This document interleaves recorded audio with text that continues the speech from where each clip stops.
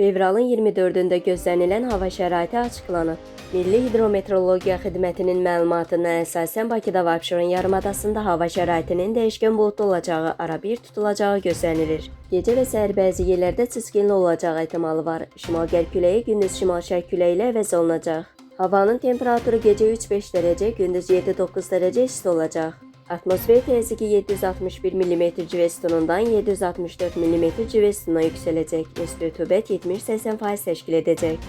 Azərbaycanın rayonlarında hava şəraitinin bəzi yerlərdə arabir yağıntılı olacağı gözlənilir. Ayrı-ayrı yerlərdə intensivləşəcəyi, dağlıq ərazilərdə qar yağacağı ehtimalı var. Gecə və səhər bəzi yerlərdə duman olacaq. Mülayim şərq küləyi əsəcək.